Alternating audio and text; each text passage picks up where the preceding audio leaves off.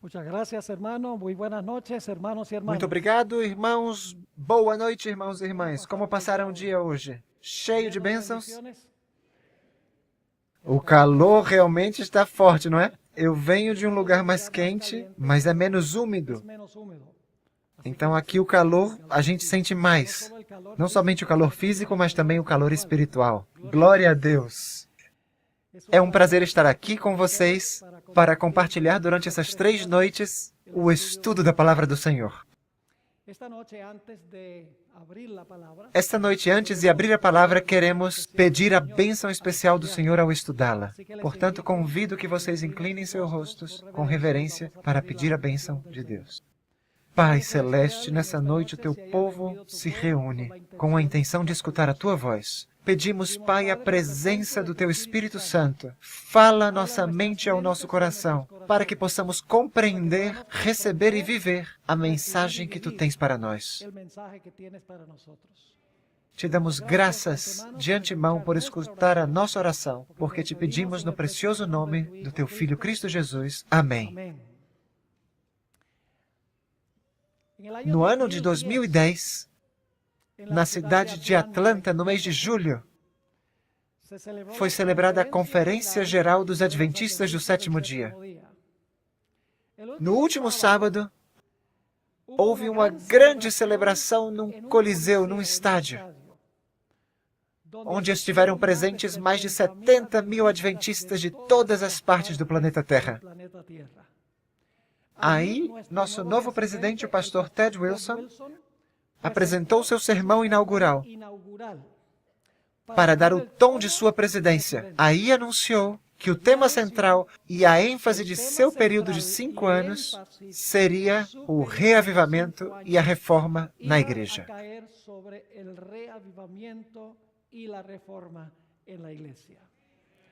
Portanto, esta noite gostaria de começar lendo uma citação que encontramos no livro Serviço Cristão, página 31. Eu tenho certeza que vocês já leram essa citação, é muito conhecida, mas gostaria de colocar o tom ou o marco do que vamos estudar ao ler essa citação do Espírito de Profecia. Diz assim: a maior e mais urgente de todas as necessidades é um reavivamento da verdadeira piedade entre nós. Buscá-lo deve ser nosso primeiro trabalho. Notem em forma clara, simples e concisa que a serva de Deus nos diz que o reavivamento é a nossa maior e mais urgente necessidade e que deve ser nosso primeiro trabalho buscar o reavivamento. Agora eu gostaria de ler outra citação, uma citação que também encontramos no livro Serviço Cristão, nas páginas 31 e 32, onde a serva do Senhor fala de reavivamento e reforma. Agora ela acrescenta um termo ou uma palavra adicional que não estava na primeira citação. Lá diz, nessa citação, tem que ocorrer um reavivamento e reforma sob o ministério do Espírito Santo. Escutem bem. Reavivamento e reforma são duas coisas diferentes. Reavivamento e reforma são o quê? Duas coisas diferentes. Mas vocês notarão que ali eu acrescentei entre colchetes, mas estreitamente vinculadas. São diferentes, mas estão conectadas, estão relacionadas. Continua dizendo: o reavivamento significa, e agora prestem atenção nas 3 frases seguintes. O reavivamento significa renovação da vida espiritual, uma vivificação das faculdades do espírito e do coração, um ressurgimento da morte espiritual. 3 formas de dizer a mesma coisa. Entenderam? Novamente diz, uma renovação da vida espiritual, uma vivificação das faculdades do espírito e do coração, um ressurgimento da morte espiritual. E em seguida continua falando da reforma. A reforma significa reorganização, mudança de ideias e teorias. Agora eu pergunto, em nível de que temos nós ideias e teorias? Tem a ver com quais faculdades? Nós temos ideias e teorias onde? Na mente, exatamente. Diz, a reforma significa reorganização, mudança de ideias e teorias, ou seja, na nossa forma de pensar. E em seguida diz, nos hábitos e práticas, tem a ver com a nossa forma de quê? Com a nossa forma de atuar. Ou seja, a reforma tem a ver com uma mudança no pensar e uma mudança no atuar. E logo diz, a reforma não produzirá os bons frutos da justiça a menos que esteja ligada a um reavivamento do Espírito. Reavivamento e reforma devem fazer a obra que lhes é designada, e para fazerem essa obra, têm de se unir. Agora vamos examinar um pouquinho mais a relação entre reavivamento e reforma. Reavivamento sem reforma não é reavivamento. Reforma sem reavivamento não é reforma. Reavivamento sem reforma é mero sentimentalismo ou emocionalismo. E reforma sem reavivamento é legalismo ou fanatismo. Vou repetir outra vez esses pensamentos porque são muito importantes sobre o que vamos estudar nos temas desta noite. Em primeiro lugar, reavivamento sem reforma é mero emocionalismo ou sentimentalismo. Por outro lado, reforma sem reavivamento é legalismo ou fanatismo. São dois extremos.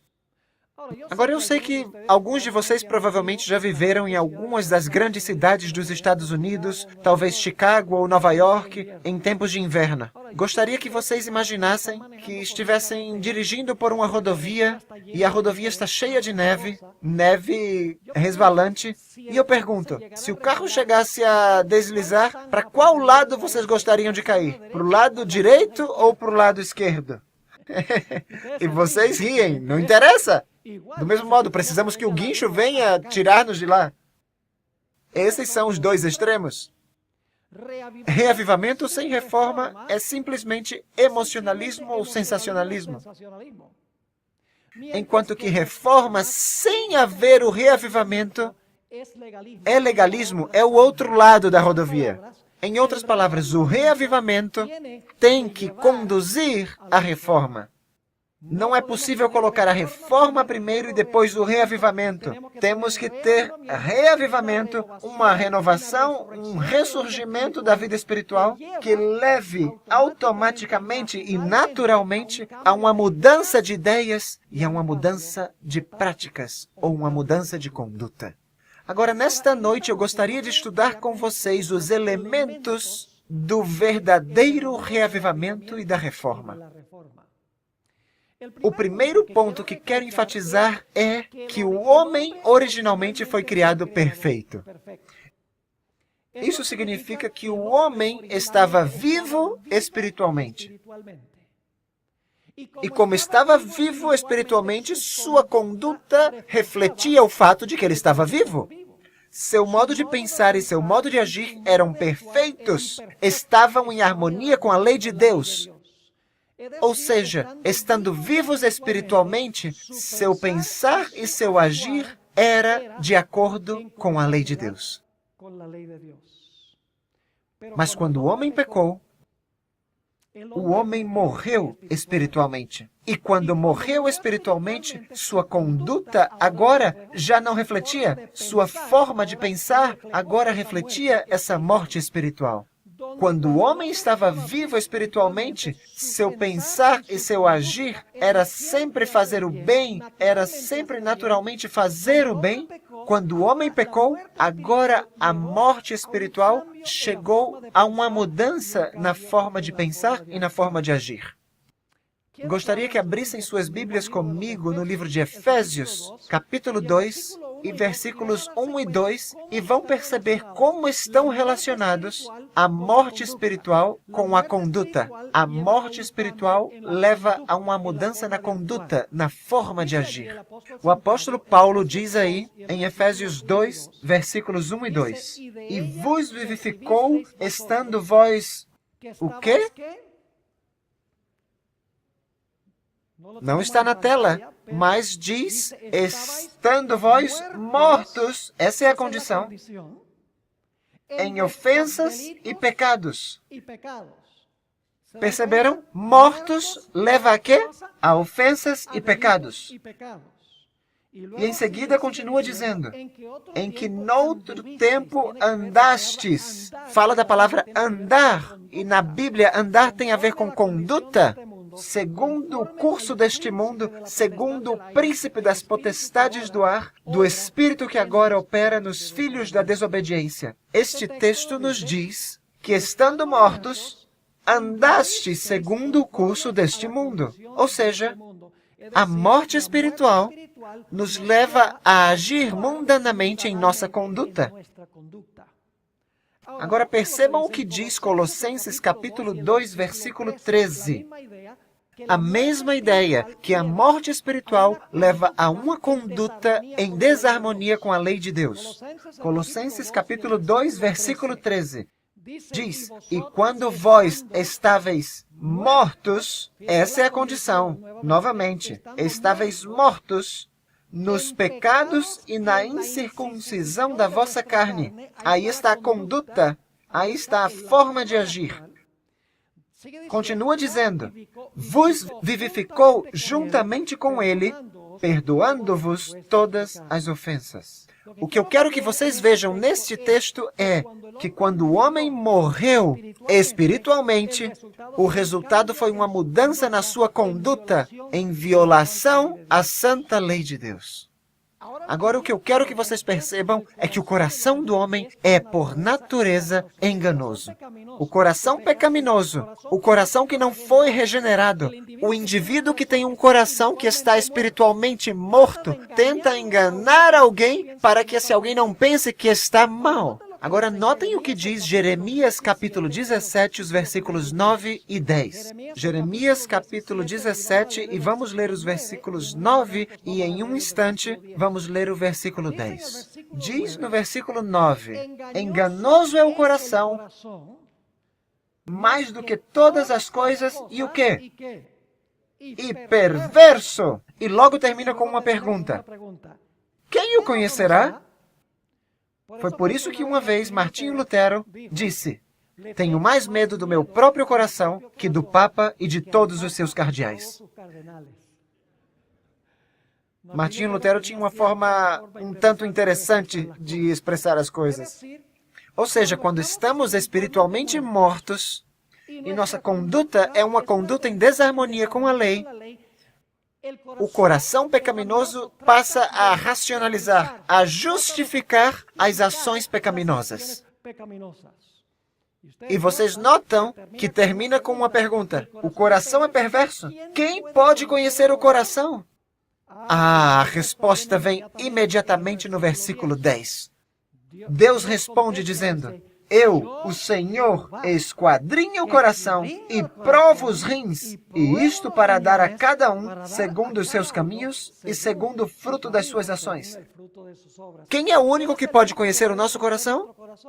Deus! Nós mesmos não podemos conhecer o nosso coração e regenerá-lo, porque é um coração que está espiritualmente morto, que leva a uma conduta em desarmonia com a vontade de Deus. Notem também o Salmo 139 e o versículo 23 e 24.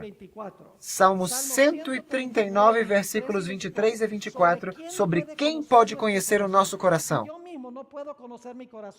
Se eu mesmo não posso conhecer o meu coração, quem o pode conhecer? Quem o pode revelar? Diz no Salmo 139, versículos 23 e 24. Sonda-me, ó Deus, e conhece o meu coração. Prova-me e conhece os meus pensamentos, e vê se há em mim algum caminho mau, e guia-me pelo caminho eterno. Quem é o único que pode conhecer o nosso coração totalmente, plenamente? Deus é o único que pode conhecer plenamente o nosso coração. Agora, o que nós temos estudado até o momento? Em primeiro lugar, percebemos que o homem foi criado originalmente perfeito. Tinha uma natureza espiritual viva. Como consequência, era obediente à lei de Deus.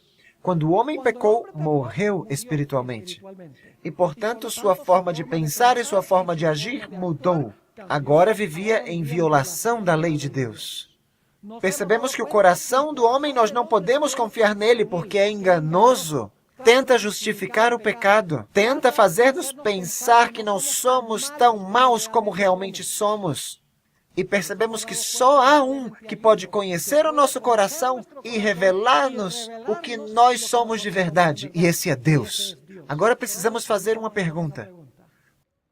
Qual é a forma que Deus usa para nos revelar a condição de nosso coração? O fato de que nosso coração está morto espiritualmente e que precisamos de um novo coração. Quem é o que nos mostra nossa verdadeira condição? É Deus, mas como Deus faz isso? Ele faz isso por meio do Espírito Santo, por meio de sua palavra. Não é possível haver reavivamento e reforma sem a palavra de Deus. Porque Deus usa, através do Espírito Santo, sua palavra para nos revelar o que nós somos e a necessidade que nós temos. Notem o que diz Hebreus, capítulo 4, e os versículos 12 e 13. Hebreus, capítulo 4, versículos 12 e 13.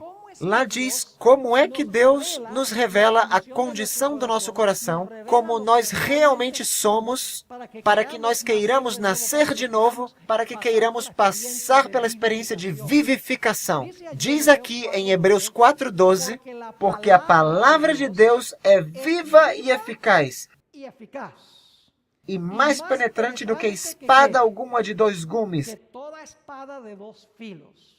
e penetra até a divisão da alma e do espírito, e das juntas e medulas. Percebam que é penetrante, sim ou não? E logo diz, e é apta para discernir os pensamentos e intenções de quê? Do coração. Como é que Deus examina o nosso coração? Como é que Deus nos mostra a condição de nosso coração? Por meio da penetração de quê? De sua sagrada palavra. E logo diz, e não há criatura alguma encoberta diante dele.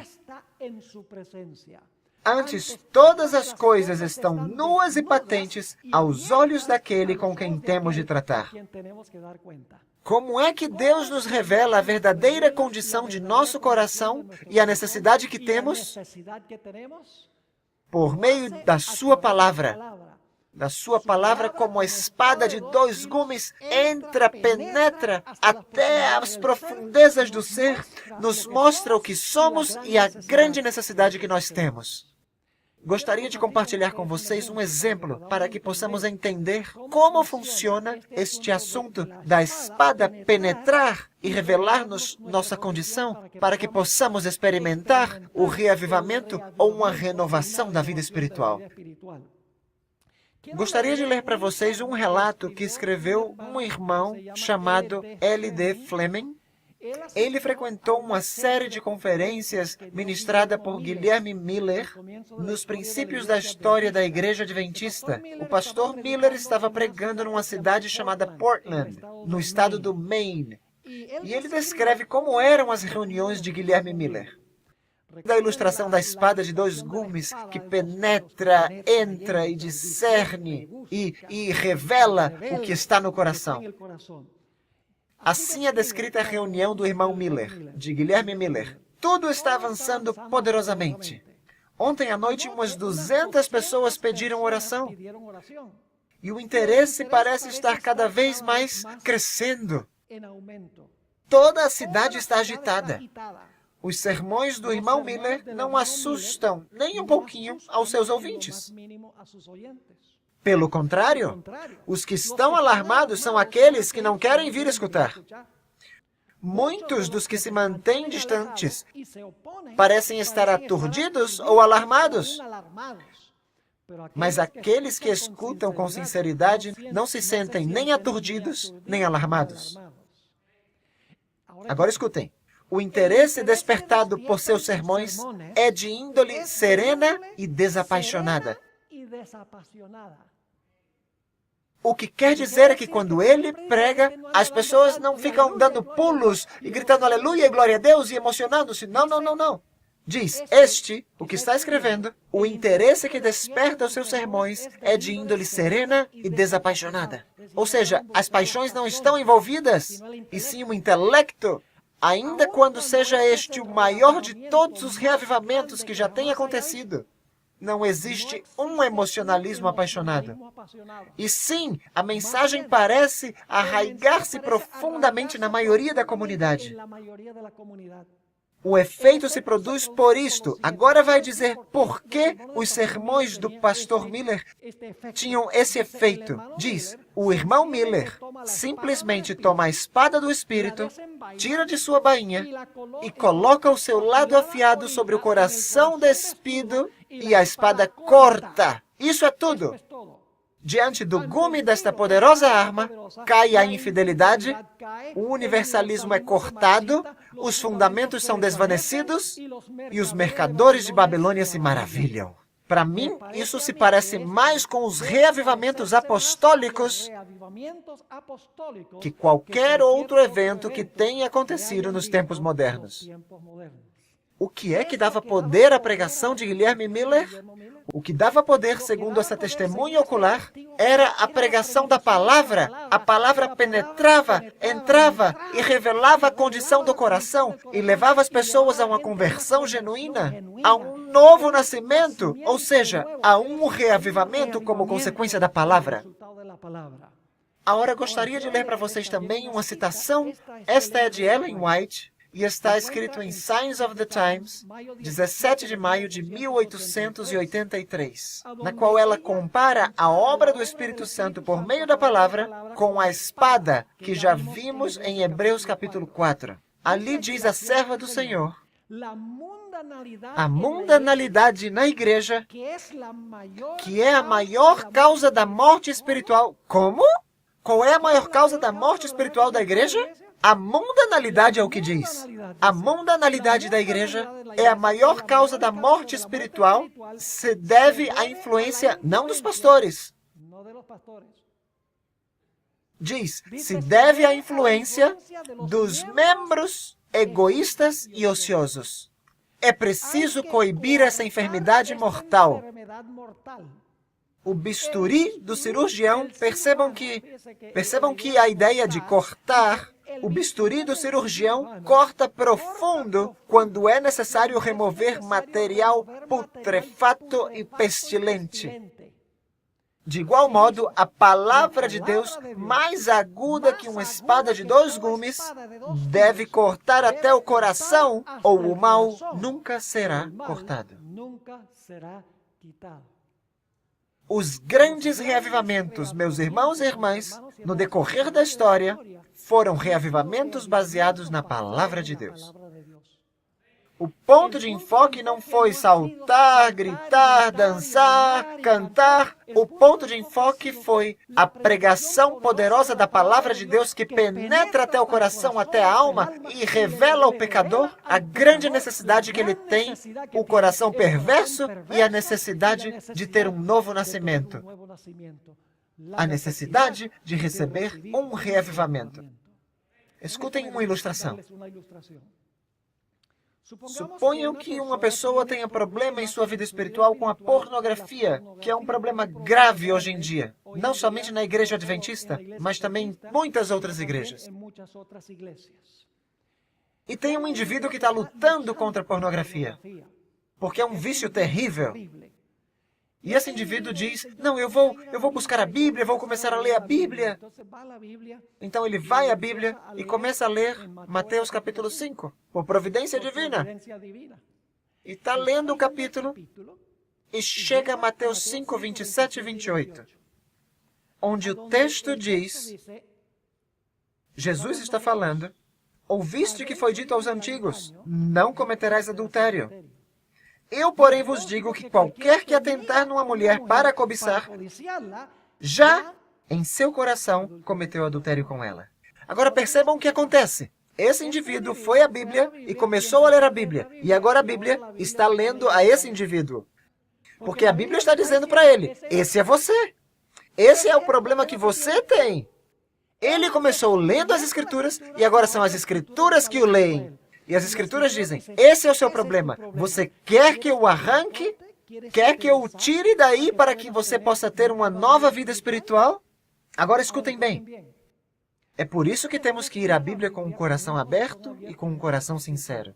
Se vamos à Bíblia com nossas ideias preconcebidas, vamos começar a justificar todo tipo de práticas errôneas. Por exemplo, tem gente que vai à Bíblia e diz que se pode comer carne de porco, vocês conhecem?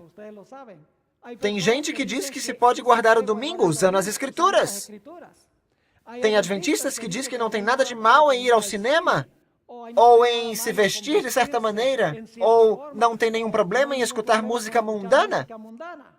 Simplesmente o que se está fazendo é justificar o pecado que está no coração, em vez de permitir que a palavra entre para desmascarar o pecado, para que vejamos nossa necessidade de mudança e para que possamos ter um reavivamento e uma reforma em nossa vida. Agora, a palavra de Deus não revela somente a condição do nosso coração, mas que precisamos ser um pouquinho mais específicos quanto ao que nos mostra a condição do nosso coração e a necessidade que temos de uma mudança. Abram comigo Salmo 19 e vamos ler o versículo 17. Por muito tempo eu lia esse versículo e ficava um pouco perplexo, um pouco confuso, e vou explicar qual é o motivo disso. Salmo 19, versículo 7. Diz, a lei do Senhor é perfeita. E o que faz a lei? Refrigera a alma. O que faz a lei? Refrigerar a alma. Mas eu pergunto, não seria Deus que refrigera a alma? Não é o Espírito Santo que refrigera a alma? Como que a lei refrigera a alma? E em seguida eu li o livro Refletindo a Cristo, página 215. Li essa citação do Espírito de Profecia. Diz a serva do Senhor, e somente à medida que se restabeleça a lei de Deus, a sua posição exata, que poderá haver avivamento da primitiva fé e piedade entre o seu povo professo. Como? Somente quando? Somente quando se restabeleça a lei de Deus, a sua posição exata, que poderá haver avivamento da primitiva fé e piedade entre o seu povo professo. E nós perguntamos, e o que é que existe na lei que converte, que refrigera a alma? O que é que existe na lei que traz um avivamento da primitiva fé e piedade? A resposta é, irmãos e irmãs, que a lei, de fato, é um reflexo de Cristo. Às vezes o problema é que nós separamos a lei de Cristo. E pensamos na lei como uma lista de 10 regulamentos que Deus deu em tábuas de pedra. Mas vocês sabiam que a lei de Deus é simplesmente uma descrição por escrito de quem Jesus é em sua pessoa? E quando quebrantamos a lei ou pecamos contra a lei, estamos de fato pecando contra Cristo, porque Cristo é um reflexo da lei em sua pessoa.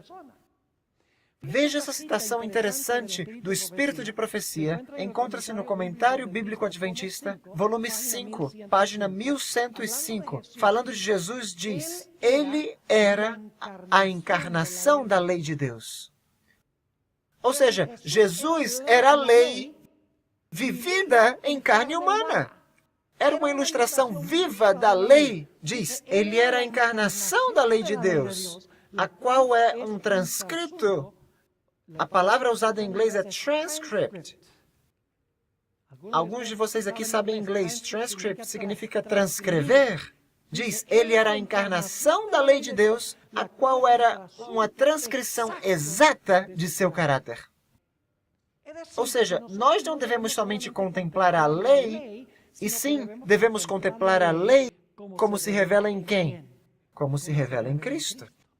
E quando nós olhamos para Cristo, o que vemos? Vemos a lei vivida em perfeição. E como vemos a nós mesmos em contraste, quando vemos a Cristo em toda a sua glória, vivendo a lei encarnada, como nós nos vemos?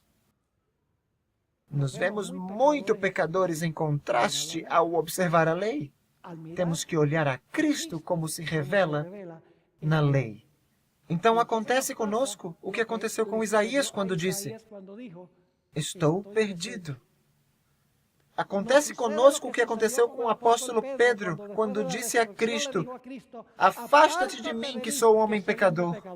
Acontece conosco o que aconteceu com o apóstolo Paulo quando disse, miserável homem que sou, quem me livrará do corpo desta morte? Ou seja, quando nós passamos a contemplar a lei através de Cristo, vemos a beleza e a perfeição de Jesus, e em comparação nos vemos pecadores, nos vemos maus, nos vemos deploráveis, e chegamos à conclusão de que nós estamos numa condição na qual precisamos desesperadamente de uma mudança em nossa vida. Mas não somente vemos a perfeição de Jesus e nossa imperfeição, e sim, quando contemplamos a Jesus, também percebemos que o Senhor Jesus Cristo, apesar de ter tido essa perfeição, apesar de ter tido essa beleza em seu caráter, apesar de ter sido a lei em forma vivida, estamos agora contemplando a Cristo, nos sentimos como nada, mas agora vejo a Cristo na cruz do Calvário e vejo com suas mãos e pés perfurados, vejo com a fronte ferida. Escuto-o na cruz, clamando, Deus meu, por que me desamparaste? E digo-lhe, Senhor Jesus, Tu és tão perfeito, tão formoso, tão belo, Tu és a encarnação da lei, e agora eu Te vejo assim e me sinto como se fosse nada. Sou um pecador miserável. Mas, Senhor Jesus, também Te vejo na cruz do Calvário abatido, sofrendo, clamando a Teu Pai por estar separado do Teu Pai. Senhor Jesus, por que aconteceram essas coisas contigo, sendo perfeito e sendo puro? E o Senhor Jesus Cristo responde, por teus pecados. E sabe o que acontece quando a gente entende a visão da perfeição de Jesus e a visão da cruz? Isso me leva a me arrepender do pecado. A Bíblia diz em Romanos capítulo 2, versículo 4, a bondade de Deus nos leva ao arrependimento. Percebem, o arrependimento não é algo que nós fazemos.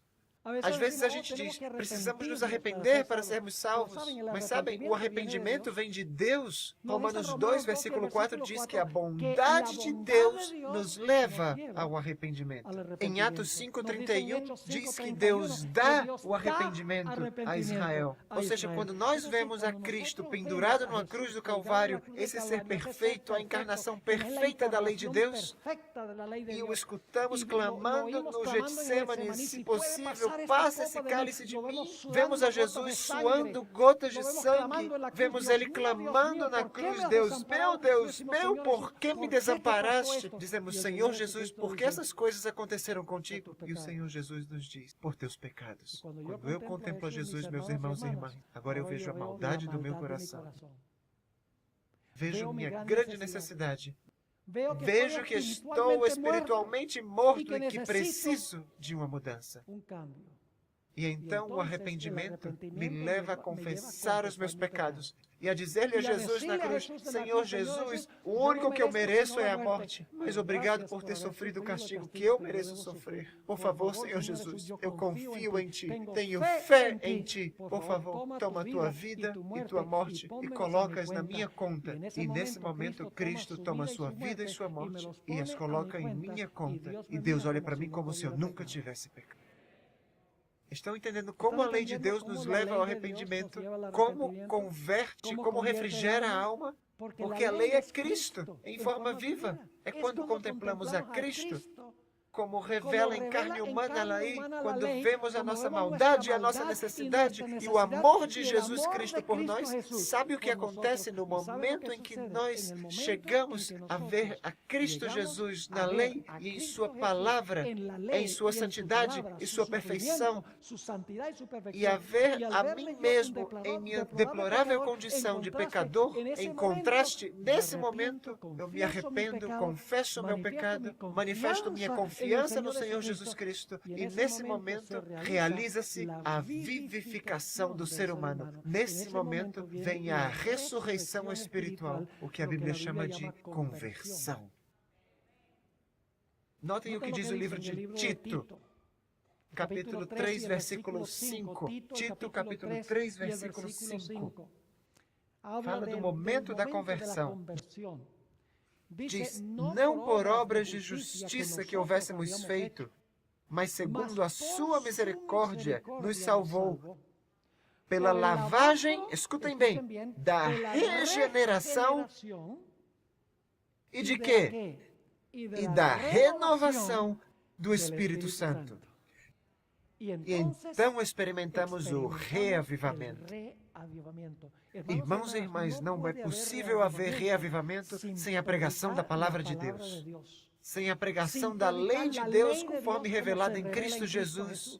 Porque é isso que mostra nossa grande pecaminosidade, mostra a santidade de Jesus e mostra o sacrifício que Jesus fez por nós. E quando isso acontece, meus irmãos e irmãs, dizemos, eu sou um miserável pecador, quem vai me livrar? E nesse momento realiza-se uma ressurreição espiritual na minha vida. E escutem bem, e quando essa ressurreição espiritual se realiza na minha vida, do reavivamento, agora flui reforma. Sabe o que é uma reforma? Tem muita gente que é reformista, mas nunca foram vivificados. São fariseus.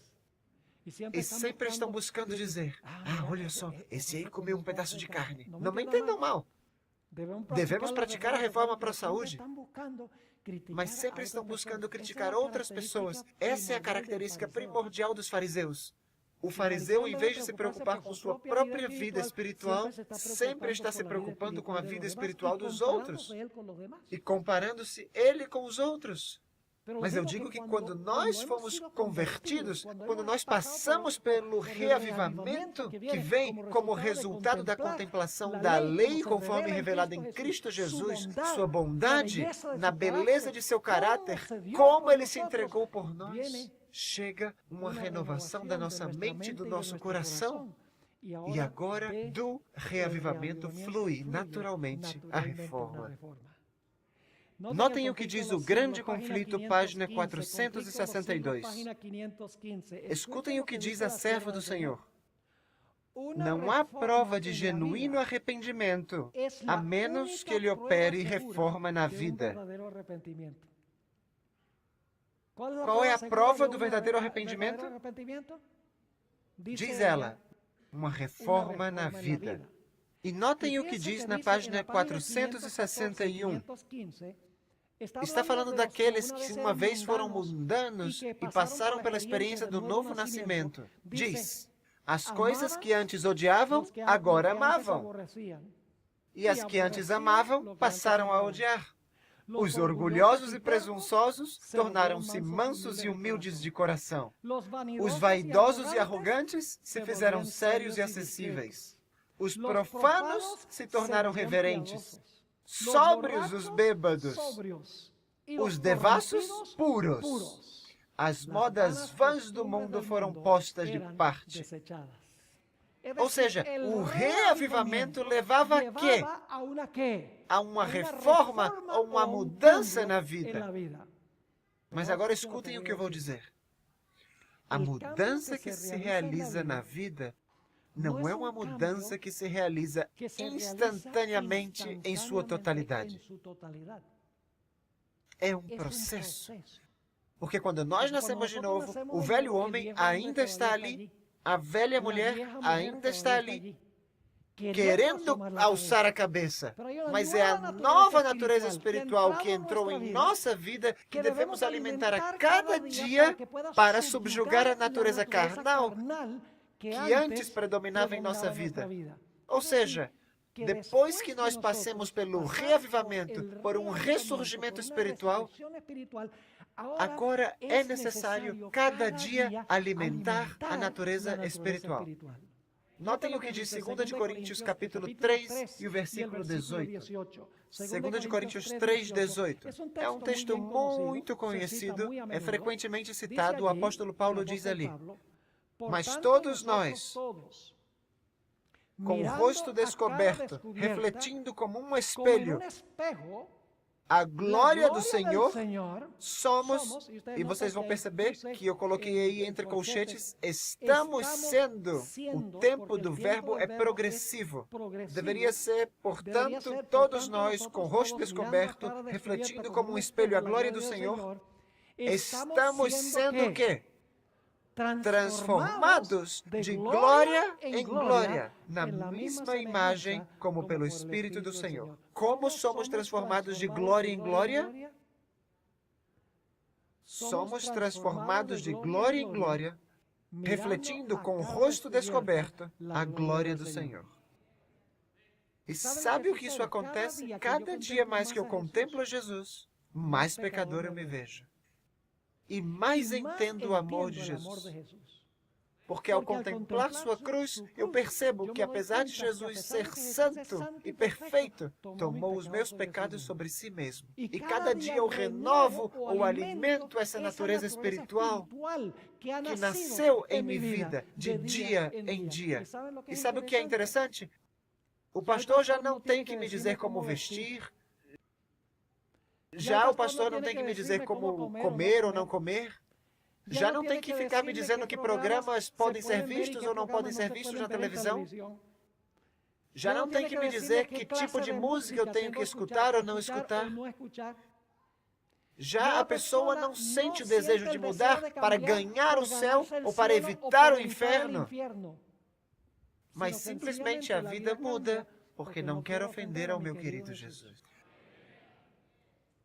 Porque sua cruz demonstra o que custou o pecado. E eu digo às vezes aos jovens, quando eles vêm, e quando vão a um cinema para ver um filme onde tem violência, onde tem espiritismo, onde tem sexo, o que eu lhes digo é, escutem, por isso é que Jesus morreu.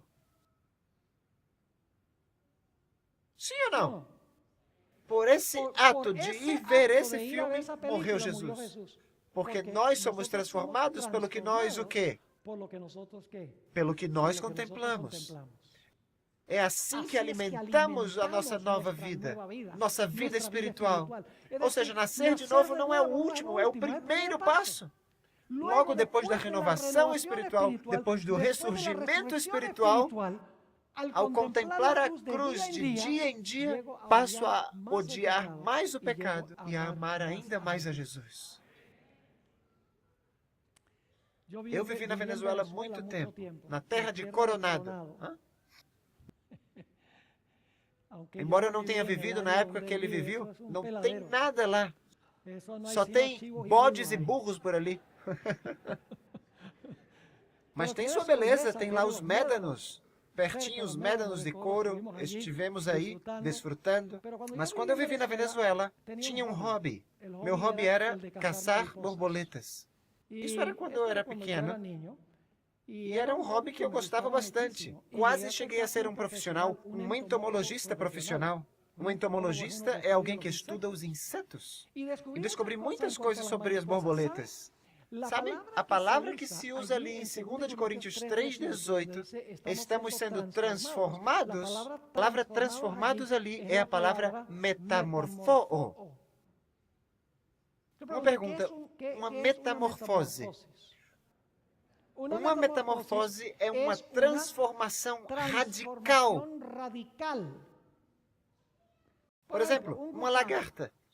Sabiam que uma borboleta tem 2 nascimentos? Primeiro nasce como o quê? Como lagarta. E a lagarta se arrasta pelo solo. E a lagarta come da árvore, ou da planta, ou do mato, onde foram colocados os ovos da mãe mariposa. E a lagarta cresce à medida que come e se transforma numa lagarta bem grande, mas continua sendo lagarta. Mas logo, a lagarta é sepultada em um casulo. Sabem, aí nós temos o símbolo do batismo, que é o ritual oficial, quando alguém oficialmente está dizendo: estou deixando o mundo para trás, estou nascendo de novo em Cristo Jesus. Então se enterra lá no casulo, e depois de vários dias esse casulo começa a se sacudir violentamente, e logo o casulo é aberto. E sai o quê? E sai uma borboleta. O que aconteceu? Uma metamorfose. Agora eu pergunto, uma borboleta é uma lagarta com asas? Não, uma borboleta não é uma modificação da lagarta. Não é uma lagarta com asas, não. É uma transformação radical. Eu pergunto, o nome muda? Sim, já não se chama mais lagarta, se chama borboleta. Seus hábitos mudam? Claro, já não se arrasta mais, agora voa. Sua aparência muda, já não transmite mais terror, mas agora é um animal belo. Muda o lugar onde vive? Claro que muda o lugar onde vive. É uma nova criatura. Como que chega a ser uma borboleta? Porque se esforçou para ser uma borboleta? Não! Por quê? Por um milagre, não por esforço. Por isso o apóstolo Paulo diz: aqueles que estão em Cristo, nova criatura é. As coisas antigas já passaram, eis que todas as coisas se fizeram novas. Lembram-se da conversa de Jesus com Nicodemos? Nicodemos pensava que ele era muito santo e muito bom porque ele guardava a lei. E ele pensava que ele ia entrar no reino. Mas logo pensou, bom, eu vou perguntar para o mestre para saber o que diz. E ele pergunta, bom, o que eu vou fazer? O que eu preciso fazer para finalmente estar no reino? O Senhor Jesus Cristo disse, é muito simples, precisa nascer de novo. Da água e do Espírito. Isso foi algo novo para Nicodemos, porque Nicodemos pensava que guardando a lei, ele seria salvo. Agora notem o que diz a serva do Senhor. Isso está no Desejado de Todas as Nações, página 111. Escutem bem. A lagarta não se converte em borboleta porque se esforça para ser borboleta, e sim por um milagre. Diz, aquele que se esforça para alcançar o céu por seus próprios esforços, por suas próprias obras, em observar a lei, está tentando o impossível. Isso é reforma sem quê? Sem reavivamento. Continua dizendo, não há segurança para uma pessoa que tenha religião meramente legal. Uma forma de piedade. Escutem isso. A vida cristã não é uma modificação ou melhoramento da antiga, mas uma transformação da natureza. Tem lugar a morte do eu e do pecado e uma vida toda nova. Essa mudança só se pode efetuar mediante a eficaz operação do quê? A eficaz operação do Espírito Santo. E claro, depois da transformação, o que temos que fazer? Temos que permanecer em Jesus. E eu queria lhes dar agora uma ilustração para que vocês entendam melhor. Na Venezuela, eu caçava mariposas num parque nacional. O parque se chamava Parque Nacional Henri Pittier, numa região que se chama Guamitas, pertinho da cidade de Limón. E eu me lembro da primeira vez que fui a esse parque nacional. Eu levava minha rede para caçar borboleta, levava meu frasco de veneno, tetracloreto de carbono, que coloca a mariposa lá dentro e pss, as asas se abrem e está morta em somente 1 ou 2 segundos. É mortal! E eu entrei com a minha rede e vi essa mariposa azul, dessas bem grandes. E deixei tudo ali e ia perseguir essa borboleta. E é desse tipo de borboletas onde alguém lança a rede e ela sobe, e lança a rede e ela se abaixa. Ela não voa em linha reta, e sim para cima e para baixo. E bom, eu já estava tropeçando com os matos, com as árvores, e quase caindo com as pedras. E eu percebi que o que vigiava o Parque Nacional estava ali parado, me olhando, rindo.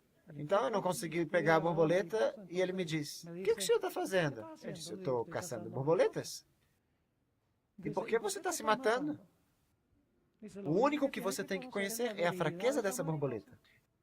Eu disse, bom, qual é a fraqueza dela? Ah, é que ela gosta muito de guineu. Ah, ela gosta dos guineus? E quanto mais maduros, mais elas gostam. E me disse, compre um guineu, traz para cá, coloca no solo e em meia hora você volta e você vai ver várias borboletas aí, voando sobre o guineu. Interessante, eu disse. E eu saí, coloquei o guineu lá e saí. Voltei e havia 6 borboletas dessas azuis. Aí, voando pertinho do guineu. E foi muito fácil com a rede. 6 borboletas de um só golpe, sem nenhum esforço. Eu disse, isso é bom. Agora preste atenção no que aconteceu. Passei muitos anos sem ir a esse Parque Nacional. Depois de muitos anos, voltei e entrei com a minha rede, com meu frasco e com todo o equipamento. E quando entrei pela porta do parque, estava o ranger, o que estava vigiando o parque, e me disse, para onde você vai com essas coisas? Eu disse, não, eu vou caçar borboletas. E ele me disse, não, já não podem mais caçar borboletas aqui. Eu disse, mas por que se eu caçava borboletas aqui faz alguns anos? Não, é que a partir desse tempo, isso aqui foi declarado como refúgio nacional. Aqui não é possível mais caçar mariposas, não pode, as flores, não pode pegar mais nada, nada. Tudo está protegido. Sabe o que eu disse? Saí da cerca do parque com o meu guineu e lancei o guineu fora do parque. E qualquer borboleta que saísse daquele refúgio e caísse no guineu era uma presa segura. Meus irmãos e irmãs, não é porque nós nascemos de novo por um milagre de Deus, não significa que nós estamos seguros, a menos que permaneçamos em Jesus. Porque o grande caçador, Satanás, está bravo porque nós nascemos de novo. E vai fazer todo o possível para recuperar o que ele perdeu. Meus irmãos e irmãs, o que nós precisamos na igreja não é somente uma reforma. O que precisamos na igreja é um reavivamento da vida espiritual, que leva a uma reforma. E o reavivamento não pode vir sem que se faça da palavra de Deus o foco central. Sem que se faça que a lei de Deus seja o foco central. Sem que dediquemos tempo para meditar e deixar que a palavra entre. A palavra, a propósito, é Jesus. Que entre, que busque o pecado, que o corte e o arranque antes de que o câncer do pecado nos mate a nós mesmos. Mas sabe o que acontece? A maioria dos reavivamentos que há no mundo cristão hoje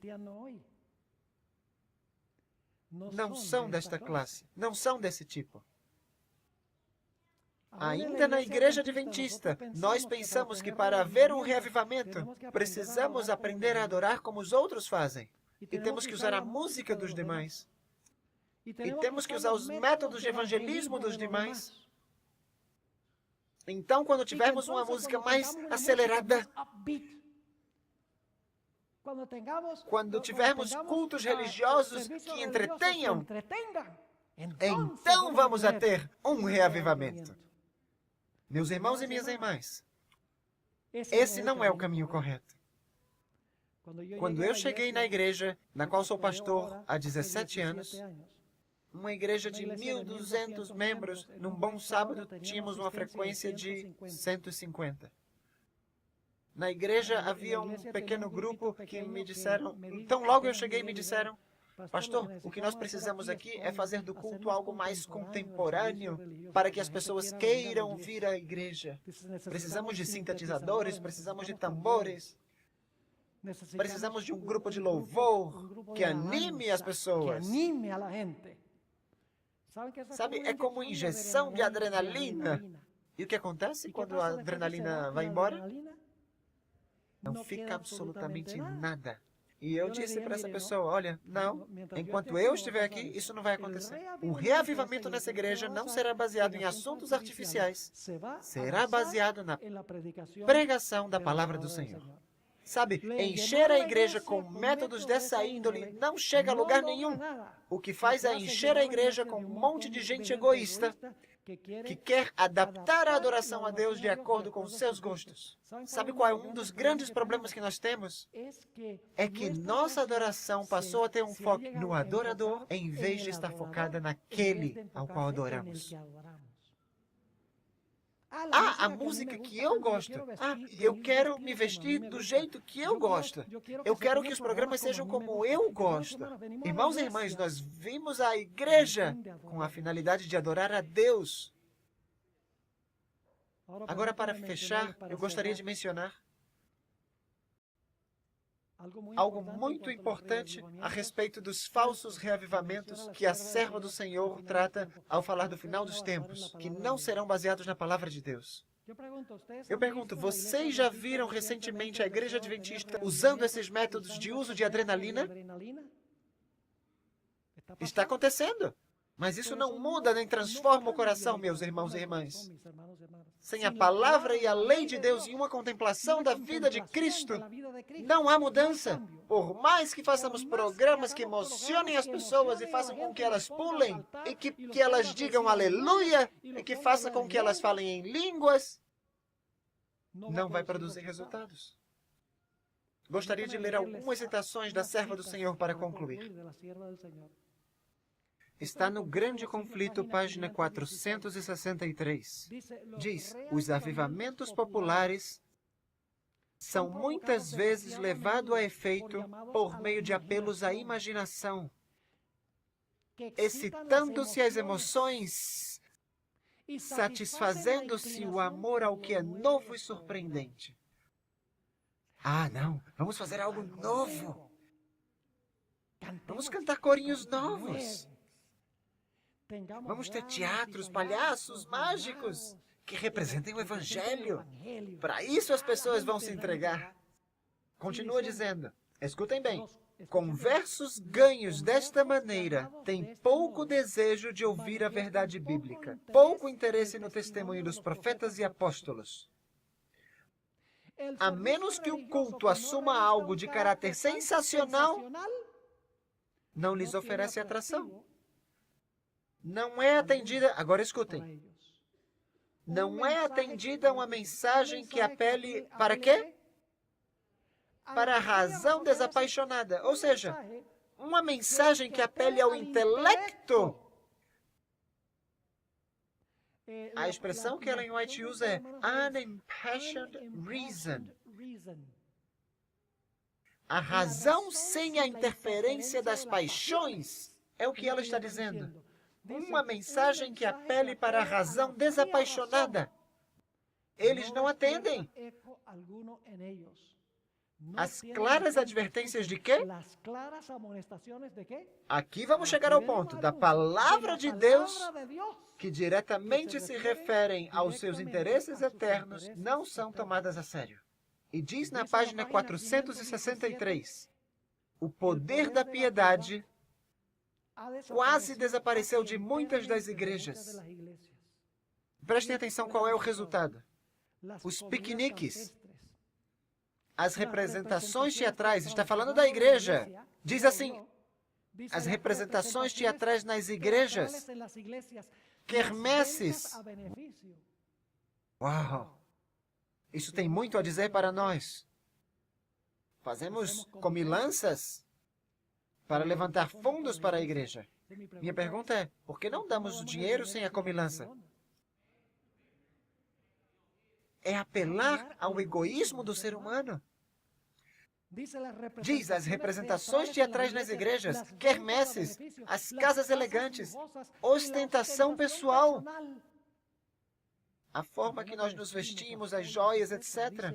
Ela diz, desviaram de Deus os pensamentos.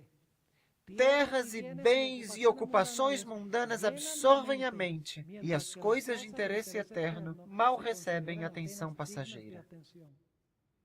Pouco depois de chegar à cidade de Fresno, onde eu estou pastoreando, comecei estudos bíblicos com um jovem. Passei por 20 estudos bíblicos com ele e sua esposa era adventista. E logo então passei por outra série de 20 estudos com eles. Lamentavelmente, o jovem nunca se batizou. Nunca chegou a ser um adventista, embora sempre que eu o encontro, ele me diga, eu creio na mensagem adventista. Não há outra igreja que tenha a verdade. A igreja adventista é a verdadeira. Mas não teve até agora a valentia de tomar o passo, porque a família está muito contrária a que ele se una à igreja adventista. Mas um dia ele me disse uma coisa interessante. Ele frequentava uma igreja carismática e me disse, pastor, eu gostaria de dizer o que eu gosto da sua igreja. E eu lhe disse, tá bom, o que é que você gosta da minha igreja? Ele disse, olha só, eu vou para a minha igreja e lá nós temos um grupo de louvor. Saltamos, pulamos, falamos em língua, nos emocionamos. E saímos da igreja e já aos 20 minutos não ficou nada. Mas quando eu vou para a sua igreja, escuto o sermão e saio, o sermão fica trabalhando na minha cabeça, algo fica. Vejam bem, uma pessoa carismática, não adventista, entendia o poder que existe na palavra de Deus. Em contraste com esses outros métodos que são como jogar gasolina no fogo. O que acontece quando jogamos gasolina no fogo? E quanto tempo dura? Não dura nada. Acabando a gasolina, acaba o fogo. Agora escutem, vamos terminar com essa citação do Espírito de Profecia. A irmã White disse que nos últimos dias vai haver um grande reavivamento verdadeiro. Eu creio que nós já estamos entrando nesse tempo. E em um momento eu vou dizer por que motivo. Na página 464 do Grande Conflito diz a serva do Senhor, apesar do generalizado declínio da fé e da piedade, há nestas igrejas, não está falando da igreja adventista, está falando de todas as igrejas, verdadeiros seguidores de Cristo. Glória a Deus! E diz, antes de os juízos finais de Deus caírem sobre a terra, haverá entre o povo do Senhor tal avivamento da primitiva piedade como não fora testemunhado desde os tempos apostólicos. É disso que estamos falando essa semana. O Espírito e o poder de Deus serão derramados sobre seus filhos. Naquele tempo, muitos se separarão das igrejas em que o amor deste mundo suplantou o amor a Deus e a sua palavra. Muitos, tanto pastores como leigos, aceitarão alegremente as grandes verdades que Deus providenciou fossem proclamadas no tempo presente. Agora pensem, essas grandes verdades que Deus providenciou fossem proclamadas no tempo presente, a fim de preparar um povo para a segunda vinda do Senhor. Quando a irmã White fala dessas grandes verdades que Deus providenciou fossem proclamadas no tempo presente, a fim de preparar um povo para a segunda vinda do Senhor. Vocês creem que o diabo sabe que esse reavivamento está logo aí na esquina? Aham, claro que sim. E o que o diabo vai fazer? Já está fazendo. A maior evidência que o verdadeiro reavivamento está às portas é o que eu vou ler agora para terminar. Diz, o inimigo das almas deseja estorvar esta obra. Ele não quer um verdadeiro reavivamento. Diz, o inimigo das almas deseja estorvar esta obra. E antes que chegue o tempo para tal movimento, ou seja, o reavivamento verdadeiro, esforçar-se-á para impedi-la, introduzindo uma contrafação. Estamos vendo isso no mundo cristão e em muitas igrejas adventistas. Lamentavelmente, meus irmãos. Agora escutem. Nas igrejas que puder colocar sob seu poder sedutor, fará parecer que a bênção especial de Deus foi derramada. E eu coloco aqui entre colchetes, vai haver muito amor, grandes multidões, grandes templos, grandes pregadores, grande emoção e grande entusiasmo. Ali será manifestado o que será considerado grande interesse religioso. Multidões exultarão de que Deus esteja operando maravilhosamente por elas, quando a obra, na verdade, é de outro espírito. Sob o disfarce religioso, Satanás procurará estender sua influência sobre o mundo cristão. Isso nós estamos vendo. E a serva de Deus diz que, imediatamente antes do reavivamento genuíno, nós teríamos essa falsificação. E já estamos vendo isso hoje. É uma das evidências de que um reavivamento maior de toda a história da igreja logo vai ocorrer. Meus irmãos e irmãs, no entanto, o diabo quer impedir que esse reavivamento seja realizado.